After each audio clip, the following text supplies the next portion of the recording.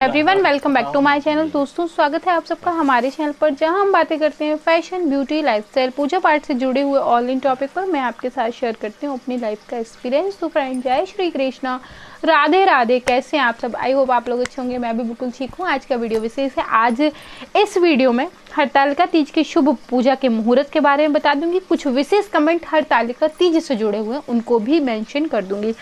और मैं उसके पहले एक बात आपको बता दूं कि देखिए, हरतालिका तीज के पूजन में पूजन के शुभ मुहूर्त का विशेष महत्व नहीं होता है। क्यों नहीं होता? उसके पीछे दो कारण। पहला तो एक ये कि हरतालिका तीज का पूजन 4 पहर की पूजा होती है रात्रि के, ठीक है, दिन के नहीं, रात्रि के।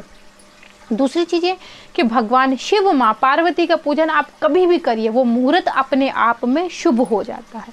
मैं कई बार इस बात को कह चुकी हूँ, आप लोग बार बार कमेंट करते हैं। मैं कई बार इस बात को बता चुकी हूँ कि भगवान शिव की प्राण प्रतिष्ठा की आवश्यकता नहीं होती।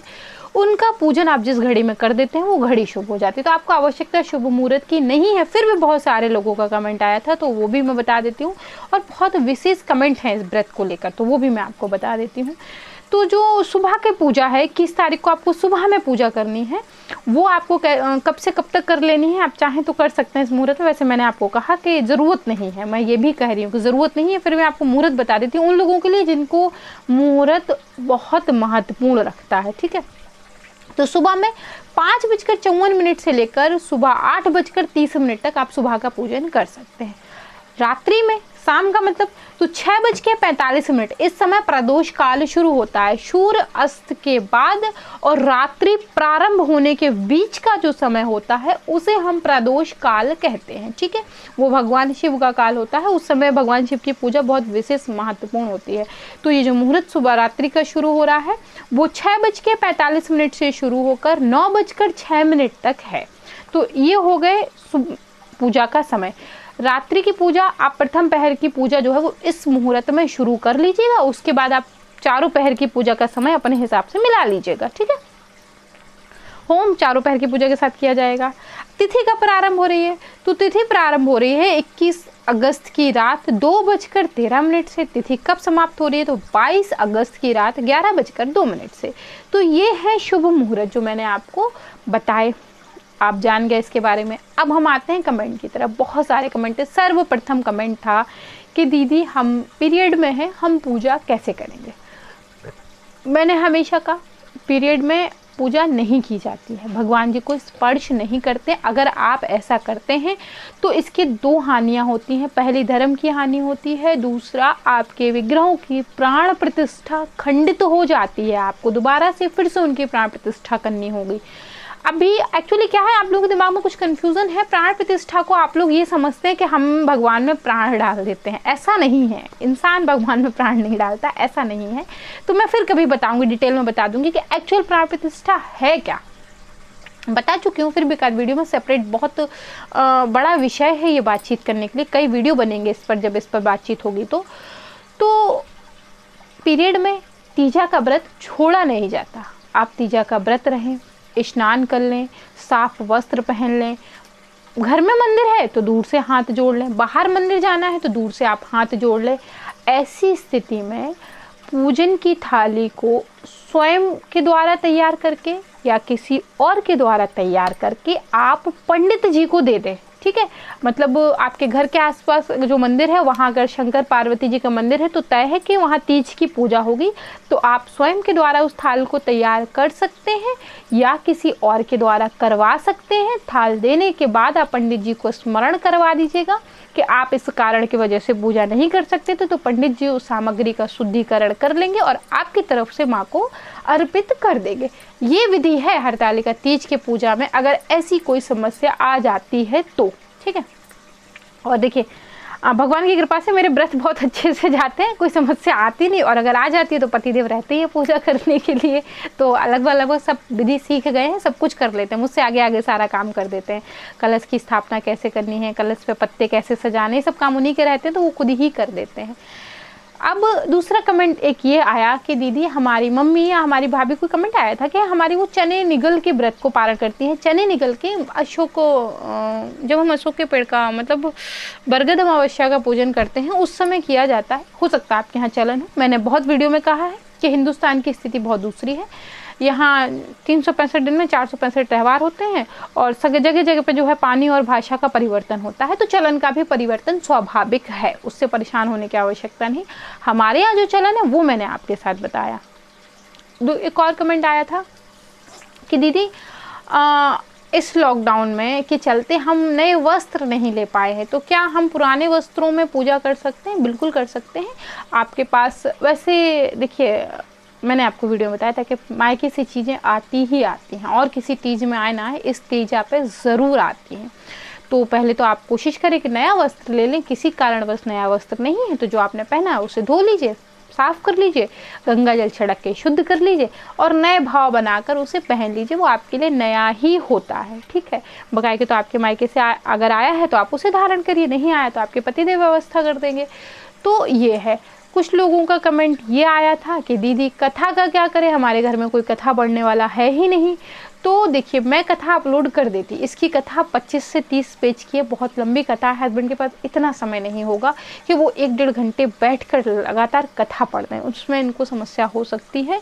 तो इस टाइप की पुस्तक आती है, ये आप देख लें। हो सकता है आपको कैमरे में एक्चुअली मिरर इफेक्ट की वजह से चीज़ें उल्टी नज़र आती हैं, तो मैं आपको यहाँ से दिखा देती हूँ। हरतालिका तीज व्रत की कथा है और इसको ना कजली तीज भी कहते हैं, ठीक है। सब कुछ लिखा है, और अगर उल्टा दिख रहा हो तो मैं आपको ऐसे भी दिखा देती हूँ। मिरर इफेक्ट की वजह से कुछ चीज़ें उल्टी नज़र आती हैं, तो ऐसे भी दिखा देती हूँ। तो आप दुकान वाले को स्क्रीनशॉट ये दिखा दीजिएगा, वो आपको दे देगा। वैसे दिखाने की ज़रूरत नहीं है। आप जहाँ पे पूजा के ठेले लगते हैं ना, जो लोग पूजा का डलिया में सामान बेचते हैं, आप मांग लीजिएगा, खुद ही मिल जाएगी। नहीं मिलती, गीता प्रेस के आउटलेट हर शहर में होते हैं, आप वहाँ जाकर मांग लीजिएगा, आपको किताब मिल जाएगी और आप कथा स्वयं पढ़ लीजिएगा और माँ पार्वती जी को भी सुना दीजिएगा। कथा सुनने का नियम बताया हुआ है। कथा को, किसी भी मंत्र को बहुत ऊंचे स्वरों में नहीं पढ़ा जाता, गर्जना के साथ नहीं पढ़ा जाता, बहुत क्या बोलेंगे, मध्यम शांत भाव से, बहुत मध्यम सुर में धीरे धीरे जो शब्द गूंजते हैं, धीरे धीरे जो शब्द निकलते हैं ना वो गूंजते हैं, और जो तेजी आवाज़ में निकलते हैं वो भड़बड़ा के ख़त्म हो जाते हैं। तो मंद स्वरों में आप कथा सुने, माँ पार्वती को सुनाए, खुद भी सुने। अगर कोई कथा सुनाने वाला नहीं है, नहीं तो यूट्यूब पर अपलोड है तो आप सर्च कर लीजिएगा, आपको मिल जाएंगी। आपको किताब नहीं मिलती तो आप गूगल पर सर्च करिएगा, पूरी कथा आ जाएगी, आप उसे पढ़ लीजिएगा। व्रत का कुछ लोगों का कमेंट आया था कि दीदी क्या शंकर पार्वती जी का व्रत हम घर में जैसे गणेश जी का करते हैं, टब में बाल्टी में, क्या वैसे विसर्जन कर सकते हैं? आप चाहें तो कर सकते हैं। शंकर और पार्वती जी की जो जोड़ी है वो बहुत ही अनूठी है। आपने अगर कभी हाँ दादी दादा या आपको पुराने लोगों का आशीर्वाद अगर याद होगा, और हमें तो प्राप्त हुआ है तो हम आपको उस अनुभव से बता रहे हैं, वो हमेशा एक बात आपने कभी नहीं सुना होगा उनके मुंह से कि इनकी जोड़ी राम सीता की तरह है या राधा कृष्ण की तरह है। हमेशा ये कहते थे इनकी जोड़ी तो शंकर पार्वती जी की तरह है, और आपकी जोड़ी शंकर पार्वती जी की तरह ही अमर रहे, यही आशीर्वाद दिया जाता है। क्योंकि वैवाहिक जीवन के लिए जो सूझबूझ शंकर और पार्वती जी के रिश्ते में मिलती है वो कहीं देखने को नहीं मिलती। इसलिए मैं तो आपसे कहूँगी कि आप कोशिश कर लें, चाहें तो उस तरीके से कर सकते हैं, बट कोई बुराई नहीं है। फिर भी थोड़ा सा ना मुझे अलग लग रहा था, इसलिए मैं आपसे कहना चाहूँगी कि आपके घर में अगर कच्ची ज़मीन है तो आप एक दिन पहले ही गड्ढा खोद के तैयार रहिएगा, भूमि विसर्जन कर दीजिएगा, या फिर एक खाली गमला ले लीजिएगा। गमले में अगर कोई पौधा नहीं लगा, सूखा गमला है, मिट्टी है, तो उसकी मिट्टी पूरी बाहर निकाल के उसमें विसर्जन कर दीजिएगा। उनका भूमि विसर्जन बहुत ही आसान है। बहुत लोगों कमेंट आए थे दीदी विसर्जन के लिए बाहर नहीं जा सकते। एक लोगों का कमेंट ये भी आया था कि दीदी हमारे यहाँ मिट्टी के जो आपने बताए हैं शंकर जी का जो शिव परिवार है वो नहीं मिल रहा है, तो क्या करें? तो आप घर में निर्माण कर सकते हैं।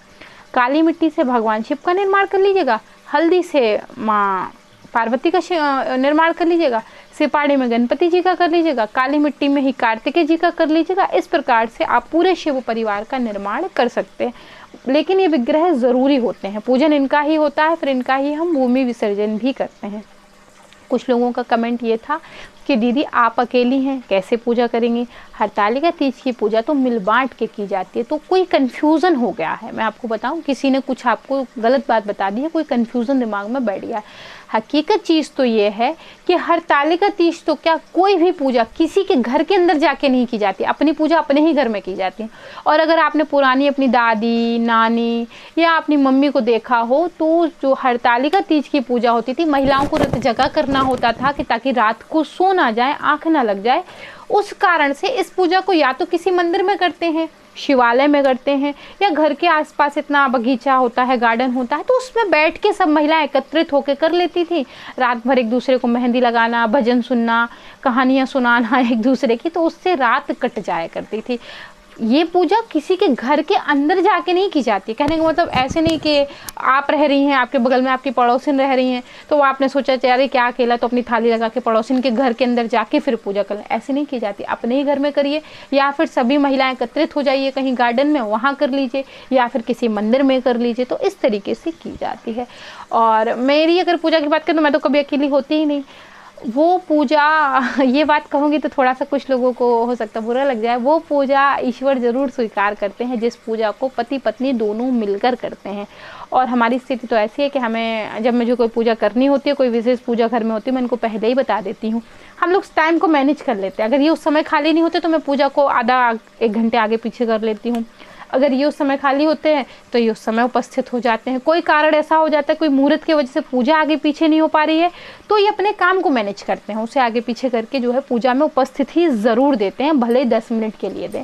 तो ऐसी स्थिति है। उसके लिए हमारी इस बॉन्डिंग को कुछ लोगों ने ये भी नाम दे दिया है कि आपने अपने घर में एक हाउस हेल्पर रख रखा है। हाँ, वो हेल्पर रख रखा है, हस्बैंड आपके लिए बोलते हैं। क्या कहना चाहेंगे आप? कुछ नहीं, ऐसे लोगों की बुद्धि पर विवेक पर तरस आ रहा, और क्या क्या बोलना है। तो हस्बैंड का तो कहना ये है कि ऐसे लोगों की बुद्धि विवेक पर तो उनको तरस आता है जिन्हें ये लगता है कि हेल्पर है। और मैं तो अपना सौभाग्य मानती हूँ। पत्नी के बीच के आपस के संबंध है, आपस का तालमेल है। और अगर आप पूजा कर रही हैं, आपको किसी चीज़ की आवश्यकता पड़ी तो मेरे अलावा कौन है घर में जो आपको ला के देगा? मैं ही दूंगा। लड्डू गोपाल तो जाने वाले हैं नहीं। मैं कभी कोई चीज़, कोई काम करता रहता हूँ, आपसे मदद मांगता हूँ तो आप ही ला के देती हूँ। तो ये तो आपस के तालमेल की बात है। और हस्बैंड, मैं आपको हस्बैंड की एक बात और ये बता दूं कि आप लोग कल्पना नहीं कर सकते, मैं आपको बता नहीं सकती कि एक नए प्रेमी जोड़े में क्या मोहब्बत होगी जो हमारे रिश्ते में है। यहाँ एक छींक आने से सब परेशान हो जाते हैं, हम दोनों ही।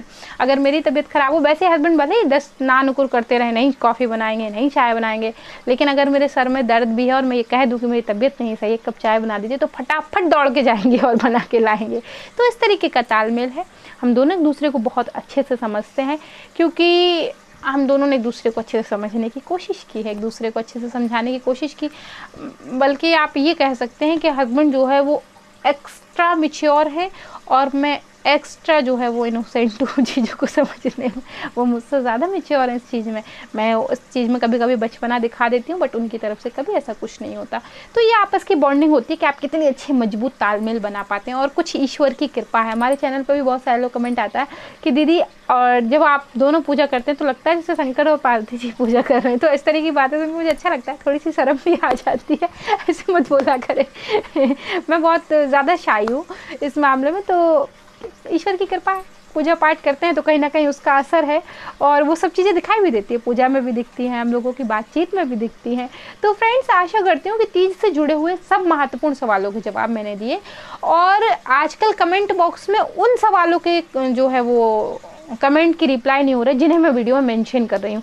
बहुत तकलीफ़ होती है मुझे कि मैं हर बात को वीडियो में बता देती हूँ, उसके बाद भी पूछा जाता है ये कैसे तो कृपया करके वीडियो को पूरा देखा करें। पूरा वीडियो देखेंगे ना तो आपको कोई कन्फ्यूज़न नहीं होगा और कोई चीज़ पूछने की आवश्यकता ही नहीं पड़ेगी। मैं अपनी तरफ से पूरी कोशिश करती हूँ कि हर चीज़ को मेंशन कर दूँ। तो फ्रेंड्स, आशा करती हूँ कि आप लोगों को वीडियो ज़रूर पसंद आई होगी। पसंद आई हो तो लाइक करें, शेयर करें, सब्सक्राइब करें, कमेंट करें। और चलते चलते कमेंट मुझे याद आ गया, कुछ लोगों ने कमेंट पूछा था कि दीदी तीज के व्रत में महत्वपूर्ण दान क्या है। महत्वपूर्ण दान की बात मत करिए, उपलब्धता क्या है वो दान करिए। आपके पास अगर दान करने के लिए 1 रुपये भी है तो वो भी महत्वपूर्ण है, और अगर वो नहीं है तो कुछ भी महत्वपूर्ण नहीं है। देखिए, महत्वपूर्ण तो कहने का मतलब इस व्रत में सोना चांदी भी होता है, लेकिन हर व्यक्ति के पास सोने चांदी की उपलब्धता तो नहीं होती इस महंगाई के दौर में, इस मंदी के दौर में। तो फ्रेंड्स, दान हमेशा व्यक्ति को अपनी क्षमता के अनुसार करना चाहिए। जो आपकी क्षमता है, आपकी क्षमता हाथी, घोड़ा, बैल, गाय दान करने की, आप वो करिए। आपकी क्षमता अगर एक मुट्ठी चावल दान करने की, तो आप उसे दान करिए। ईश्वर आपके भाव को देखता है, ना ही कि आपकी सामग्री को। आपके पास लाखों रुपया है और आप दान 5 रुपये भी नहीं कर रहे, तो ईश्वर उसे भी देख रहा है। अगर आपके पास 5 ही रुपये हैं और दान आप उसमें से 1 रुपये कर रहे हैं, तो ईश्वर उसको भी देख रहा है। इसी को तो कहते हैं ना, घर में बरकत जो है वो नज़र आती है। तो फ्रेंड्स, अब जो है वीडियो को मैं यहाँ एंड करती हूँ। आप समझ गए आपको क्या करना है। Then like, share, subscribe and comment. और आप मुझे इंस्टाग्राम पे ज्वाइन करना बिल्कुल मत भूलिएगा। और लेटेस्ट वीडियो के अपडेट मैं शेयर करती रहती हूँ। तो मैं मिलती हूँ विद अ न्यू वीडियो। तब तक के लिए जय Shri Krishna, Radhe Radhe, bye bye friends, bye bye.